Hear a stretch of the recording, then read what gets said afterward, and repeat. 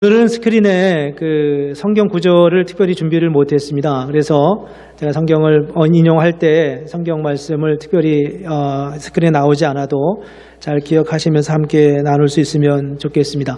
성경을 오늘 본문을 펴놓고 같이 보셔도 괜찮겠고요.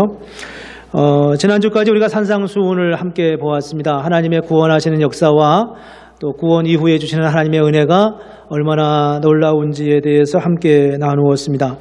오늘과 다음 주에 걸쳐서 2주 동안 잠깐 다른 제목을 가지고 함께 나누려고 하는 제목은 예수님을 닮아가는 교회라고 하는 제목으로 함께 나누려고 합니다. 원래는 한 번을 기획했다가 준비하면서 좀 여러 번 해야 되겠다는 생각을 했는데 2번 하는 게 적절할 것 같아서 2번 하는데, 한 번은 오늘은 우리가 예수님을 닮아가는 교회가 되는 어떤 영적인 원리들에 대한 아주 단순한 부분을 하나 함께 나누려고 하고요. 다음 주에는 예수님을 닮아가는 교회가 되기 위해서 우리가 힘써야 될 부분은 어떤 부분들인가라는 생각을 나는 부분을 함께 나누려고 합니다. 오늘 여러분 본문을 보셔서 아시지만 고린도전서 10장 23절부터 11장 1절로 끊어졌습니다. 성경을 보시면 요즘 성경은 대부분 다 그 1절 다음에 2절로 이어지는 그 사이에 문단을 나누어 놨어요. 물론 성경이 처음 기록될 때는 그런 문단 나누기가 없었고 사실은 장도 구분되지 않았었는데, 사람들이 성경을 읽어가는 분들로 하여금 또 잘 이해할 수 있도록 장도 구분해 놨는데, 이제 그 다음에 성경을 연구하는 분들이 문단을 10장과 11장을 나누어 놨지만 사실은 11장 1절까지 끊는 게 좀 더 자연스럽겠다, 그렇게 이해를 해서 요즘 성경에는 대부분 다 11장 1절 말씀이 그 앞에 있는 말씀의 결론처럼 마지막 마무리처럼 그렇게 되어 있습니다. 그 11장 1절 말씀이 뭐였냐 하면 이런 말씀입니다. 내가 그리스도를 본받는 자 된 것처럼 너희는 나를 본받는 자가 되라 라고 하는 것이었습니다.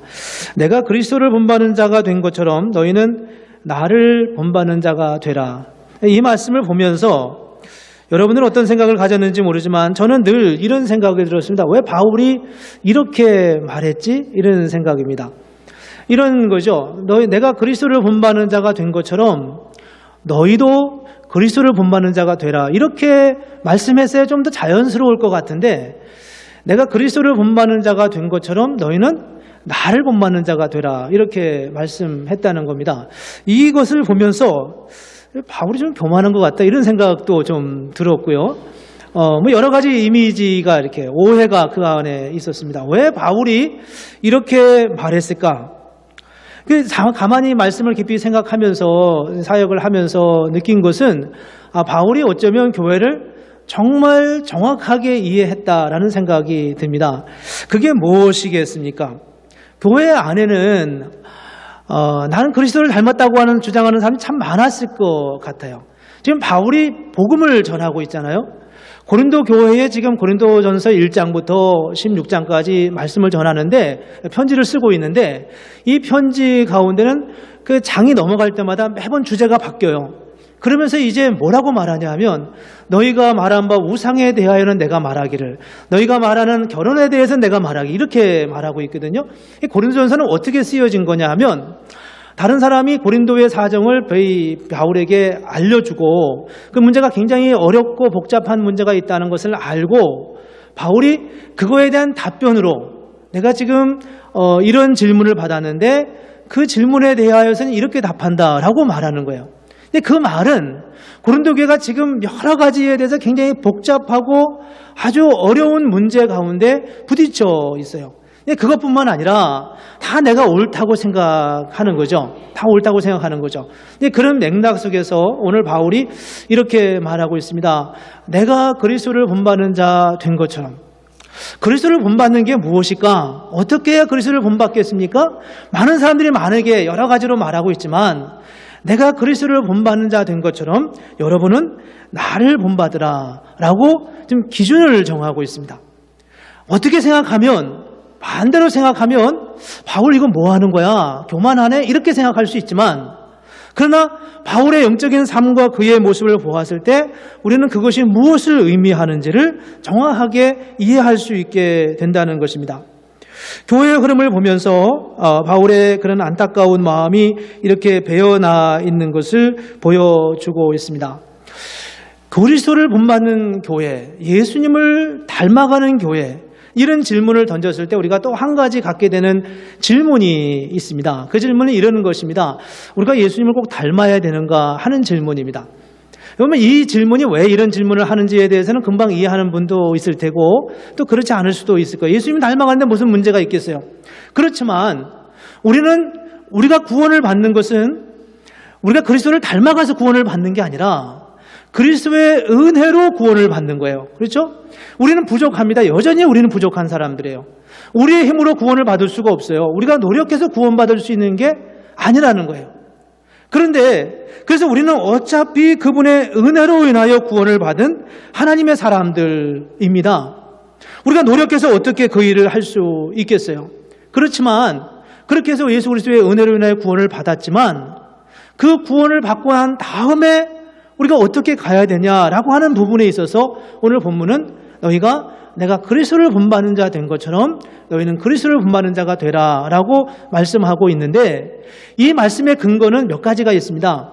그 중에 하나가 요한일서 3장 2절 말씀에 보면 요한이 이렇게 말씀하고 있어요. 사랑하는 자들아 우리가 지금은 하나님의 자녀라 장래에 어떻게 될지는 아직 나타나지 아니하였으나 우리가 장래에 이후에 주님 오실 때 어떤 모습으로 바뀔지는 우리가 알지 못하지만 그가 나타나시면 예수 그리스도께서 나타나실 때 오실 때가 되면 우리가 그와 같을 줄을 아는 것은 그의 참모습 그대로 볼 것이기 때문이다. 우리가 나중에 주님이 오셔서 하나님 나라에 갔을 때 우리가 바뀌지 않겠습니까? 물론 우리가 우리인 줄은 알 거예요. 그렇죠? 우리의 얼굴 자체가 바뀌지는 않을 거예요. 그러나 우리가 어느 정도 변화의 과정을 갖게 되는데 그때 어떤 모습으로 바뀌냐 하면 우리가 그와 같을 줄을 안다라고 하는 겁니다. 예수님을 닮아간 존재가 된다는 거죠. 여러분 그런 거 느끼시나요? 밖에 나가면 저 사람 교회 다니는 사람이네. 저 사람 예수 믿는 사람이네. 금방 알아보는 경우가 있어요. 이야기하고 보니까 교회 다니시는군요. 예수 믿으시는군요. 사실은 내가 당신을 처음 만날 때부터 뭔가 좀 이상하다 느꼈다. 뭔가 좀 예수를 믿는 것처럼 느꼈다. 옛날엔 이게 너무 분명했는데 요즘은 좀 혼동될 때가 많이 있어요. 안타까운 일이긴 하지만 뭔가 예수 믿는 사람에게 그 얼굴에 표정이 있다는 거예요. 타 종교를 말할 필요는 없지만 어떤 종교를 믿는 사람들도 보면 그분들의 얼굴에 표정이 있는 것을 볼 수 있습니다. 그게 무엇일까? 그게 바로 그리스도의 형상이라는 겁니다. 물론 불완전하고 부족하긴 하지만 우리도 모르는 사이에 그리스도인다운, 그리스도인 같은 누가 봐도 저 사람은 교회 다니는 사람이고 저 사람은 예수를 믿는 사람이구나. 저 사람은 목사구나. 저 사람은 누가 봐도 그냥 장로님 태가 그냥 단번에 알 수 있겠다. 이렇게 느낄 만한 그런 얼굴과 그런 모습이 우리에게 만들어져 가는 거죠. 선하고 긍정적인 면에서요. 그러면서 우리가 그분의 나라에 갈 때, 그가 나타나실 때가 되면 우리가 그와 같을 줄을 알 거다라고 말씀하고 있습니다. 그게 우리의 종말에 나타날 우리의 모습이라는 거예요. 그리고 이 모습은 다시 창세기로 이렇게 역추적해서 올라가면 창세기 1장 26절부터 28절에 보면 하나님이 사람을 만드시는 과정에 대해서 말씀하고 있는데 거기서 이렇게 말씀하잖아요. 하나님이 이르시되 우리의 형상을 따라 우리의 모양대로 우리가 사람을 만들고 그러거든요. 우리의 형상을 따라 우리의 모양대로 우리가 사람을 만들고 하나님이 어떻게 생기셨을까? 우리가 그분의 형상으로 만들어졌다는 거예요. 그래서 온 땅과 기는 모든 것을 다스리게 하자라고 했습니다. 26절 말씀, 계획이죠. 그리고 27절에 보면 실제로 그대로 실행하시는 장면이 나와 있어요. 하나님이 자기 형상, 곧 하나님의 형상대로 사람을 창조하시고 남자와 여자를 창조하셨다라고 말씀하고 있습니다. 그리고 28절에 보면 그렇게 만든 인간을 생육하고 번성하여 땅에 충만하고 땅을 정복하고 땅에 움직이는 모든 것을 다스리게 하셨습니다. 원래는 하나님의 소유였는데 원래는 하나님의 창조물이었는데 그 창조 피조 세계를 우리가 다스리도록 위임하고 있습니다. 마치 하나님이 하시는 일처럼 말이죠. 그게 하나님이 우리를 만드신 원형이라는 거예요. 하나님이 그렇게 원래 만드셨어요. 그리고 결국 우리가 주님 앞에 갈 때 그 모습을 다시 회복할 거예요. 근데 현재의 삶은 그렇지 못하죠. 현재의 삶은 우리가 죄로 인하여 우리의 삶이 망가졌어요. 왜곡되어져 있죠. 우리의 얼굴이 그렇게 하나님의 형상을 닮았다고 하기에는 뭔가 부족한 모습이 우리에게 있어요. 그렇지만 우리가 예수를 믿고 이제 하나님의 사람이 되었습니다. 그래서 교회를 세웠어요. 교회 안에서 모여서 함께 주님을 찬양하면서 예배하고 있어요. 그런데 그 교회 안에 하나님의 원형적인 그 형상이 회복되는데 더뎌지고 무엇인가 문제가 있고 어렵고 안타까운 모습이 생기는 거죠. 그런 상황 속에서 지금 바울이 이 고린도 교회를 향하여서 이렇게 말하는 겁니다. 내가 그리스도를 본받는 자 된 것처럼 너희는 나를 본받는 자가 되라. 원형을 회복하라는 겁니다. 이거는 어떤 우리에게 특별한 부담을 주는 게 아니라 우리로 하여금 우리 예수를 믿으니까 이제 그 대가를 지불해. 이제 경건하게 살아야 되지 않겠는가? 이제는 희생하며 살아야 되지 않겠는가? 이런 게 아니라 누가 봐도 저 사람은 예수 믿는 사람이구나. 저 사람은 정말 누가 봐도 하나님의 사람이구나 라고 인정할 만큼 그렇게 그리스도를 닮아가는 그런 사람으로 살아가도록, 그를 닮아가도록 권면하고 있는 것을 보여주고 있습니다. 어떻게 우리가 그렇게 살아갈 수 있겠어요? 어떻게 우리가 그런 모습을 닮아갈 수 있겠어요? 이건 단순한 명령이나 부담스러운 부담이 아니라는 겁니다. 지난주에 우리가 1만 달란트 비유 이야기를 함께 나누지 않았어요? 1만 달란트 비유를 들면서 어떤 사람이 1만 달란트 빚을 졌습니다. 근데 그걸 탕감을 받았어요. 탕감을 받고 너무 기뻐서, 너무 감사해서 이제 나가서 자기에게 100데나리온 빚진 자를 용서할 상황에 이르게 됐는데 사실은 그렇게 하지 못했죠.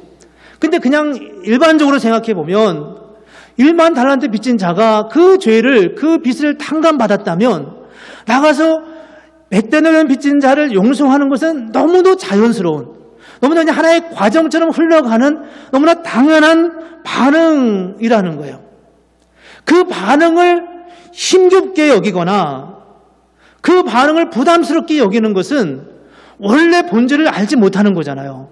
그렇지 않겠습니까? 본질을 알고서야 어떻게 그렇게 반응할 수 있겠어요?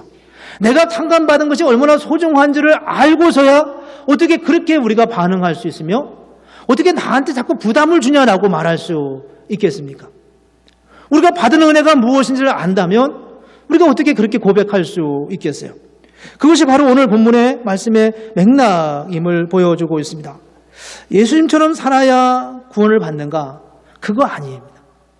우리가 예수님처럼 살아야 구원받는 게 아니에요. 어떤 사람이 자기 1만 달란트 빚을 졌는데, 임금의 빚을 졌는데 그 사람이 왕에게 잘 보이려고 자기에게 빚진 100단을 빚진 자를 여러 명을 다 용서를 했어요. 열심히 용서하면서 다녔어요. 용서하면서 다녔는데 그 용서를 해주고 그래서 내가 너 용서해줄게 이러면서 이 소식이 임금에게 들어가기를 기대하면서 이렇게 했어요. 나중에 임금이 그를 불렀습니다. 이 사람이 기대감을 가졌어요. 아, 왕이 내가 하는 것을 보고 용서를 했을 거다. 이제 용서해 줄 거야. 그러면서 갔어요. 임금이 뭐라고 했을 거라고 생각하십니까? 임금이 뭐라고 했을까요? 너는 내 돈도 내 빚도 갚지 못하는 게 무슨 다른 사람을 용서한다고 하냐? 오히려 이렇게 말하지 않았을까요? 이렇게 말하지 않았거든요. 아니, 자기 악감도 못하는 사람이 무슨 남을 용서하냐고요. 우리가 100단을 빚진 자를 용서하는 것은 왕이 우리를 용서했기 때문에 그 용서에 대한 반응으로 우리가 용서를 해주는 거지, 그 전에 우리가 무엇을 용서했다고 해서 왕에게 우리가 진 빚을 탕감받을 수 있는 건 아니라는 겁니다. 우리가 무슨 일을 한다고 해서 그것으로 우리가 하나님 앞에 나갈 수 있는 건 아니에요. 그건 오해죠. 하나님의 은혜가 얼마나 크고 놀라운가라고 하는 것을 기억하는 것은 매우 중요합니다.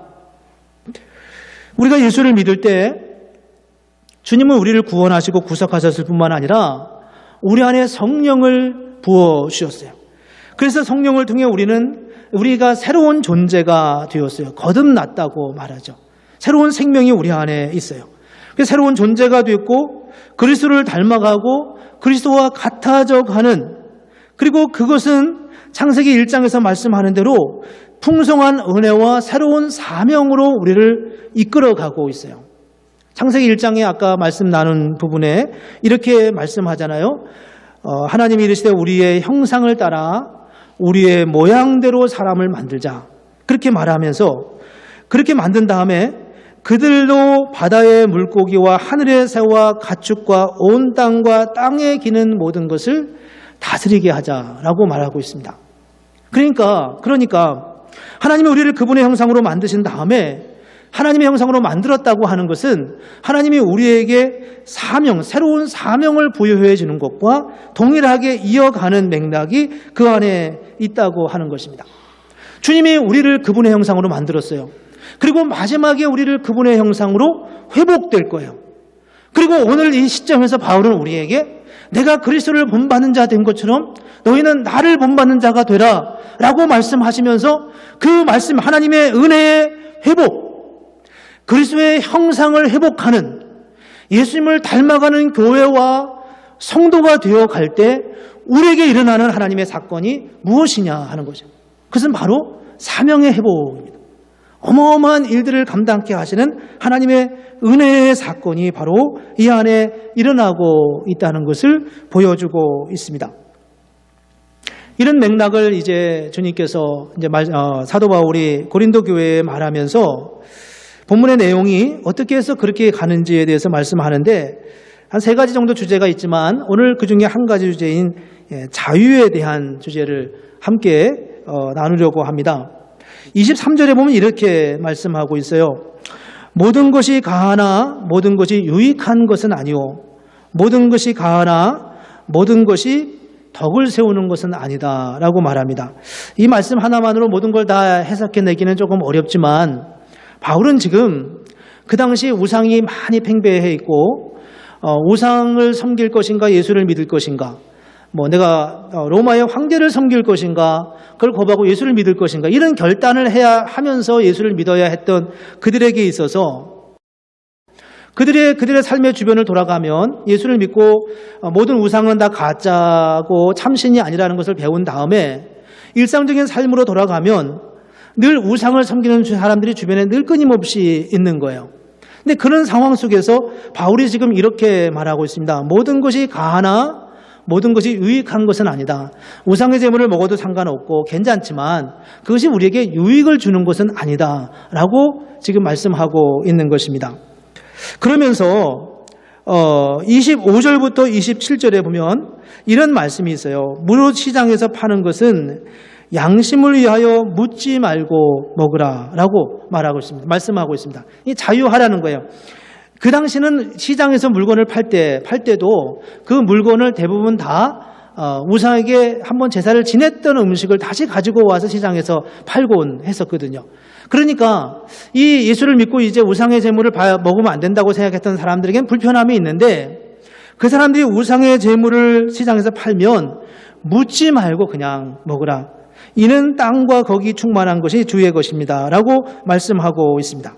그러면서 27절에도 묻지 말고 먹으라고 하는 말씀이 또 다시 나와 있어요.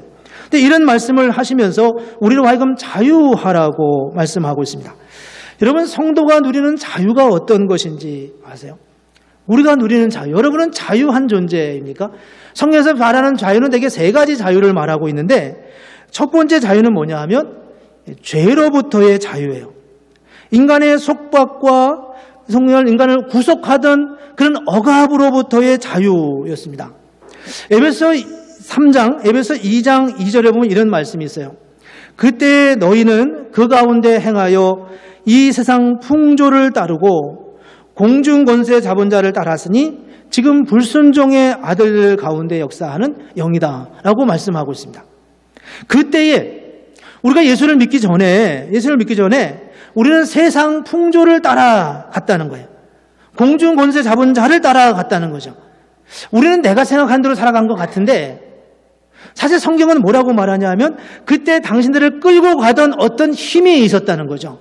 그 힘에 끌려갔다는 거예요.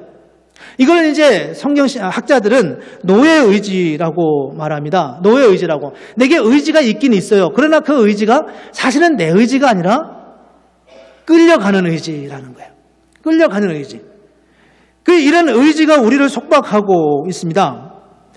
여러분 그런 적 있지 않으시나요? 누군가가 나를 불편하게 해요. 나에게 굉장히 큰 잘못을 했어요. 그래서 내가 어떻게 그렇게 결심할 수 있어? 그러면서 나도 동일하게 저를 미워하고 내가 한 번은 꼭 한마디를 해주고 말 거야. 이렇게 말할 수 있어요. 그게 어디서 나오는 생각입니까? 우리의 의지에서 나오는 생각이에요. 내가 반드시 하고 말 거야. 내가 해준 것만큼 나도 갚아줄 거야. 내가 뭘 잘못했는지 내가 알게 해줄 거야. 이렇게 말하는 거죠. 이게 우리의 의지에서 나오는 거잖아요. 우리의 의지잖아요. 그런데 여러분 그렇게 생각해 본 적 있으세요? 저 친구가 나를 그렇게 미워하고 그랬다고 하는데 내가 저를 사랑해야지. 이번 주에 가면 내가 푹 안아줘야지. 이렇게 생각해 본 적이 몇 번 있으세요? 있으세요? 없으시면 없으시다고 이야기를 하시고 있다면 다른 사람이 나를 그렇게 미워했다는 뒤에서 내가 험담했다는 소리를 들었는데 분명히 들었는데 내가 저를 안아줘야지. 내가 저를 사랑해줘야지. 이렇게 생각해 본 적이 있으시냐는 겁니다. 우리는 대부분 그런 경우에 많지는 않아요. 그렇죠? 이게 뭐냐 하면 바로 노예의지라는 겁니다. 우리가 내가 결정해서 그 일을 하는 것 같지만 사실은 우리의 행동은 한 방향으로 결정되어 있다는 거예요. 노예는 어떤 삶을 사냐 하면 주인이 시키는 대로만 사는 거잖아요. 오늘 주인이 종에게 노예에게 오늘 이거 해. 그러면 그 사람은 그거를 하는 거예요. 그건 자기 의지가 아니라는 거죠. 우리가 예수를 믿기 전에 공중 권세 잡은 자를 따랐다라고 하는 말은 우리가 우리의 의지로 살아가는 것 같지만 사실은 한 방향 의지 하나밖에 결정할 수 없는 그런 사람이었다는 겁니다. 그 의지를 내가 하는 것 같지만 사실은 그 의지에 구속되어 살아갔다는 겁니다. 우리가 예수를 믿을 때 첫 번째 자유가 있는데 그 자유가 뭐냐 하면 바로 이 노예의 의지로부터 자유케 되는 것입니다. 죄로부터 자유해지는 거예요. 우리를 속박하고 억압하는 그 어떤 것들로부터 우리를 자유케 하는 것입니다. 교회에서 우리가 신앙생활을 하다 보면 어쩔 수 없이 상처를 받을 때도 있고 아픔을 겪을 때도 있죠. 어쨌든 대화를 중에 할 때도 그렇고 회의를 하다가도 그렇고 이런저런 일들이 우리의 마음을 상하게 할 때가 있어요. 그럴 때 우리는 어떻게 반응하냐는 겁니다. 우리는 자유한 존재입니까? 우리는 정말 내 마음에 하나님의 은혜를 누리는 사람들입니까? 나에게 그렇게 말하는 사람들을 향하여서 내가 기꺼이 사랑의 마음으로 내가 1만 달러한테 빚졌으니까 돌아가면서 나한테 100달러는 빚진 자를 향하여서 내 손을 벌리고 가슴을 품고 그렇게 그를 품어 안을 수 있는 그런 자유가 우리에게 있냐는 거예요. 어떻게 예수님을 닮아가는 교회가 될 수 있고 어떻게 예수님을 닮아가는 성도가 될 수 있을까? 어떻게 하나님께서 우리가 우리의 형상과 우리의 모양으로 사람을 만들고 우리가 창조한 이 만물을 다스리게 하자. 이 온 만물을 다 우리가 이 창조한 저 사람들에게 맡겨서 저들이 관리하도록 하자. 5달란트를 주고 2달란트를 주면서 나가서 당신이 하고 싶은 사역을 마음껏 하라고 그렇게 맡길 수 있는 그런 존재가 되게 하는 것은 어떤 존재입니까? 그건 바로 자유했을 때만 그 일이 가능하다는 겁니다. 자유했을 때만. 우리가 어떻게 그리스도를 닮아가는 교회가 되겠습니까? 우리가 어떻게 예수님을 닮아가는 성도가 되겠습니까? 사랑해야 됩니다. 봉사해야 됩니다. 섬겨야 됩니다. 많은 이야기를 우리가 할 수 있지만 그 어떤 많은 말을 하더라도 그 이전에 우리 안에 진정한 자유가 없으면 죄로부터의 자유가 없으면 우리를 얽어매는 그 속박하는 어떤 속박으로부터의 자유가 우리에게 없으면 그 어떤 메시지도 그 어떤 감동스러운 사건도 우리의 마음을 움직일 수 없다는 겁니다. 그래서 우리는 자유해야 돼요. 어떻게 그리스도 안에서 어떻게 하나님 그리스도를 닮아가는 그런 교회와 성도가 되겠습니까? 그게 어떻게 그냥 단지 부담이만 되겠습니까?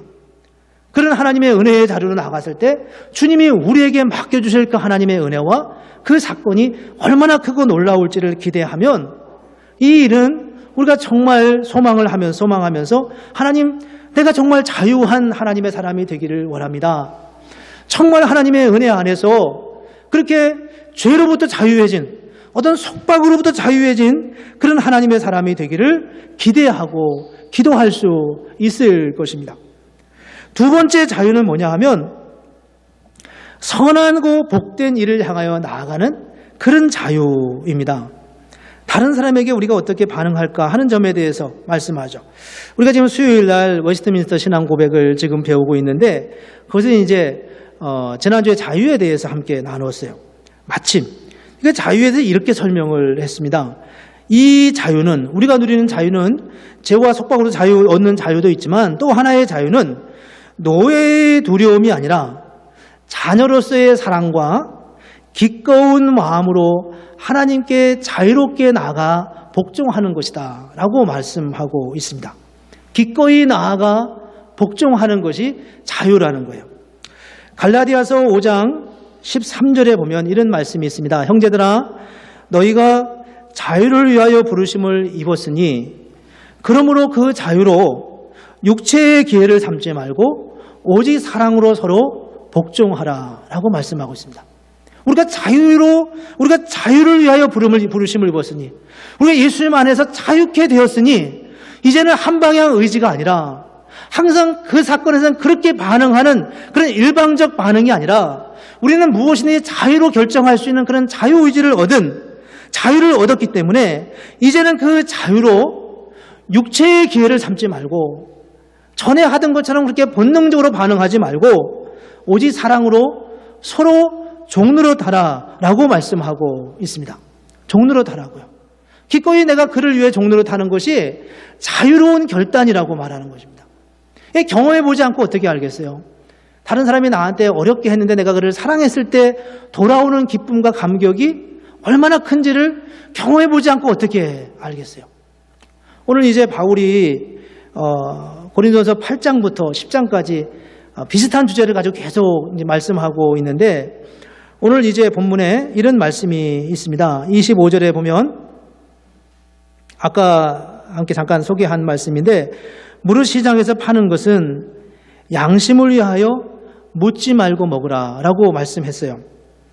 그리고 28절에 보면 누가 너희에게 이것이 재물이라 말하거든 알게 한 자와 그 양심을 위하여 먹지 말라라고 말씀하고 있습니다.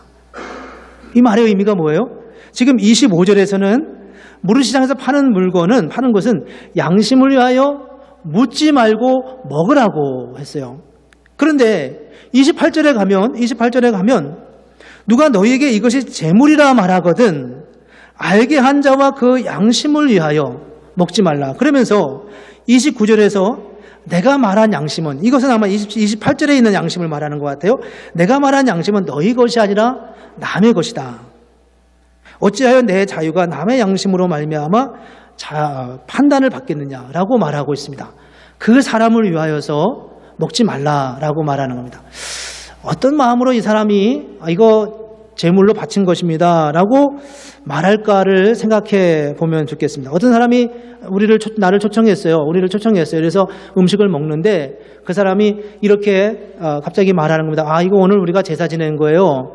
이렇게 말하는 거죠. 그랬을 때는 그 사람을 위해서, 그 사람의 양심을 위해서 먹지 말라라고 말씀하고 있는 것입니다. 고린도전서 8장 12절 13절에 보면 이런 말씀이 있어요. 이같이 너희가 형제에게 죄를 지어 그 약한 양심을 상하게 하는 것이 곧 그리스도에게 죄를 짓는 것이니라. 이 말의 맥락은 이런 것입니다. 어떤 사람이 제사한 음식을 내가 먹고 있는데 내가 먹는 모습을 내 옆에 있는 사람이 보았을 때 내가 먹는 것으로 인하여 저의 양심이 약해져서, 이 양심이라는 표현이 조금 어려운, 우리에게는 익숙지 않은 용어입니다. 양심이 약하여져서 그를 실족해 할 수 있다는 거예요. 그렇기 때문에 13절에 보면 만일 음식이 내 형제를 실족하게 한다면 나는 영원히 고기를 먹지 않겠다라고 말씀하고 있습니다. 이 세 가지 말씀이 다 동일하게 주는 말씀의 의미가 무엇입니까? 무릇시장에 파는 것은 양심을 위하여 먹지 말라. 그 사람이 이거 제사 드린 것입니다라고 말하면 그 사람의 양심을 위하여 먹지 말라. 내가 먹는 것으로 인하여 누군가 다른 사람이 실족하게 되면 그를 위하여 먹지 말라. 나는 먹을 수 있지만 그를 위하여 먹지 말라라고 말하고 있습니다. 이것을 지금 바울은 자유라고 말하는 거예요. 내가 자유한 존재이기 때문에 먹을 수도 있지만 안 먹을 수 있는 것도 또한 자유라고 말하고 있는 거죠. 이게 바로 바울이 말하고 있는 두 번째 자유의 모습입니다. 그 자유는 바로 내가 선하고 복된 일을 향하여 나아갈 수 있는 자유예요. 선하고 복된 일을 향하여 나아갈 수 있는 자유. 우리가 하나님의 역사가 우리 가운데 일어나기 위해서, 우리가 살아가고 있는 삶의 공동체 안에서 사람들을 잘 세우고 높여주고 믿음 안에 잘 격려해 설 수 있도록 그렇게 하기 위해서 내가 할 수 있는 그 자유, 그 자유를 바울은 누리라고 지금 말하고 있습니다. 바울이 얼마나 많은 교회를 세웠어요? 바울이 얼마나 많은 성도들을, 사람들을 그리스도께로 인도했습니까? 그것이 바울을 얼마나 기쁘게 했으며 얼마나 놀랍게 했으며 얼마나 감격스럽게 했을 거라고 생각하십니까? 여러분, 복음을 전해보셨나요? 전도를 해보셨나요? 사람들이 나로 인하여 그리스도를 믿고 주님 앞에 나왔다고 하는 사실이 얼마나 나로 하여금 하나님 앞에 정말 떳떳이 나갈 수 있게 하시는 그런 하나님의 역사인지를 경험해 보셨나요? 바울은 지금 나를 위해 자유를 사용할 수 있지만 다른 사람을 위하여 그 자유를 사용하면서 그것이 그가 누릴 수 있는, 그리스도인이 누릴 수 있는 얼마나 큰 영광이고 아름다운 것인지에 대하여 말씀하고 있다는 것입니다. 세 번째 자유는 이러는 것입니다. 세 번째 자유는 은혜의 보좌 앞으로 담대히 나아가는 자유입니다. 이걸 제가 주보에 열정이라고 말을 했어요. 지성소로 가는 거죠. 히브리서 4장 16절에 보면 이렇게 말씀했습니다. 우리는 긍휼을 받고 때를 따라 돕는 은혜를 얻기 위하여 은혜의 보좌 앞에 담대히 나아갈 것이니라. 오늘 우리 선교사님 최영화 선교사님 오셨고, 이제 이 두 주 후에는 우리가 또 선교사님을, 최철준 선교사님을 이제 뵙게 될 텐데, 이 선교사님은 사실 UBA에서 교수로 또 의사로 이렇게 일을 하시던 분이셨어요. 여기서 이제 떠나시고 가신 다음에 한 3, 4, 5년 후에 하나님의 부름을 받고 모든 걸 다 내려놓고 선교의 사역을 지금 하고 있습니다. 북한 선교와 또 이스라엘 선교 사역을 하시면서 가고 있습니다. 어떤 상황이 그 안에 있었든지 간에 그분 안에 어떤 마음이 있었을까? 그분 안에 어떤 하나님의 역사가 있었기에 그런 일들을 이루어갈 수 있었겠느냐 하는 것입니다. 오늘 히브리서 4장에 이렇게 말씀하잖아요. 우리가 긍휼하심을 받고 때를 따라 돕는 은혜를 얻기 위하여 은혜의 보좌 앞에 담대히 나아갈 것이다. 마치 끌려가듯이 하나님의 압도하는 그 은혜 앞에서 항복하여 주님의 그 이끄심을 향하여 내 삶의 자리를 내려놓고 그분에게로 나아가는 그 은혜, 그 역사. 마치 어린아이가 수영을 하기 위해서 강가로 갔는데 그 짧은 시간을 참지 못하고 그 강으로 달려가듯이 그런 열정과 그런 마음을 가지고 하나님의 부르심을 향하여 달려가는 그런 어떤 그림이 그려진다는 거예요. 그게 바로 자유한 사람의 하나님의 모습이라는 거죠. 우리는 무엇을 향하여 달려가고 싶은 마음이 있냐는 겁니다. 하나님이 우리에게 주시는 하나님의 은혜는 무엇이며 하나님이 우리에게 주시는 자유는 무엇입니까? 그 자유는 어떤 모습으로 우리 가운데 역사하고 어떻게 우리로 하여금 그리스도를 닮아가는 하나님의 사람이 되게 하며 어떤 모습으로 하나님의 교회를 교회다운 교회가 되게 하겠습니까? 우리 이제 이번 주부터 서로를 사랑합시다. 사랑한다고 말합시다.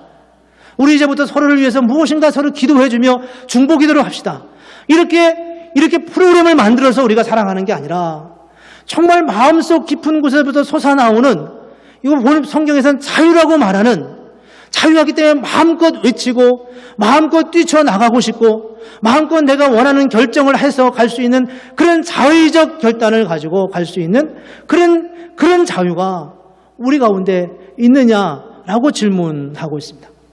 그런 백그라운드 하에서 오늘 바울은 내가 그리스도를 본받는 자 된 것처럼 너희는 나를 본받는 자가 되라라고 말씀하고 있습니다. 저는 아무리 얘기해도 우리 교회가 그래 참 건강한 교회라고 생각해요.